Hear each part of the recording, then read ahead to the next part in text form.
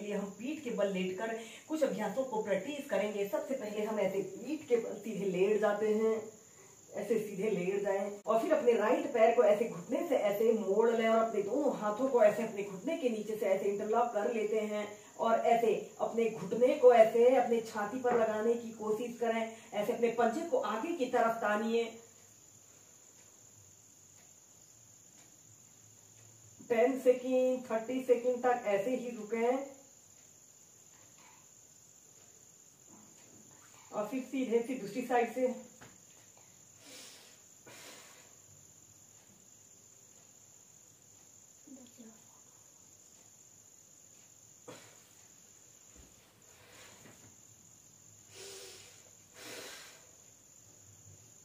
श्वास छोड़ते हुए ऐसे अपने घुटने को ऐसे अपनी छाती पर लगाने की कोशिश करते हुए फिर सीधे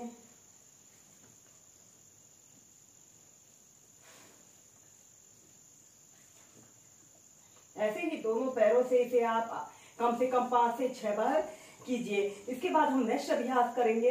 आपने ऐसे ही सीधे लेट जाते हैं और अपने राइट पैर को ऐसे घुटने से ऐसे मोड़ लेते हैं।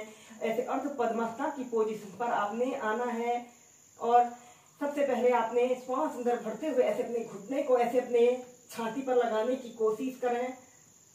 5 से 10 सेकेंड तक ऐसे ही रुकें। आपका दूसरा पैर बिल्कुल सीधा, पंजा ऐसे आगे की तरफ तना हुआ हो।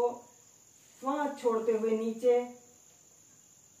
ऐसे अपने घुटने को अगर जमीन पर स्पर्श करा सकते हैं तो जमीन पर स्पर्श कराने की कोशिश करें। श्वास अंदर भरते हुए ऊपर,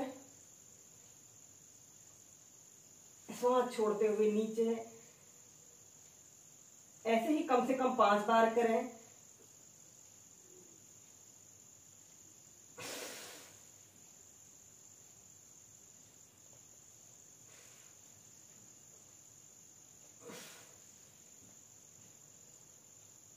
धीरे धीरे दूसरी साइड से ऐसे अर्ध पद्मासना की पोजीशन पर आए।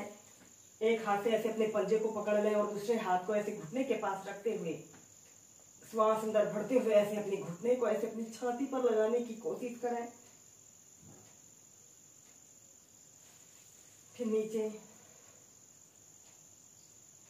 यह अभ्यास को करने से हमारे हिप्स पर, हमारे शरीर के जोड़ों के अंगों पर बहुत अच्छा प्रभाव पड़ता है। जो लोग स्पाइन से जुड़े विकारों से ग्रसित हैं उन लोगों के लिए बहुत ही सरल और सहज अभ्यास है।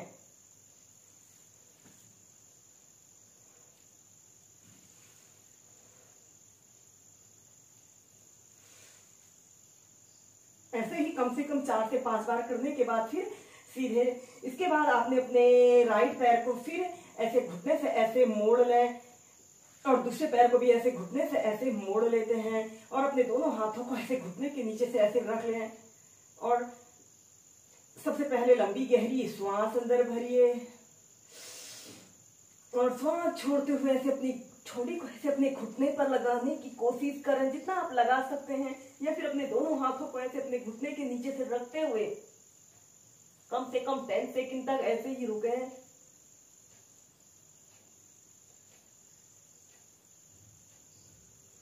फिर सीधे फिर दूसरी साइड से ऐसे अपने पैरों को सीधा कर लें और अपने पैर को ऐसे अपने थाइस के पास रखें और दूसरे पैर को भी ऐसे घुटने से ऐसे मोड़ लें और अपने दोनों हाथों को ऐसे घुटने के नीचे से रखते हुए श्वास छोड़ते हुए ऐसे कम से कम 10 सेकेंड तक ऐसे ही रुके।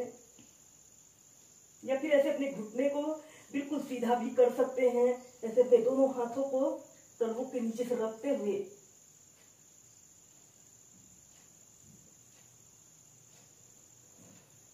फिर सीधे। ऐसे ही दोनों साइड से इसे कम 4 से 5 बार कीजिए।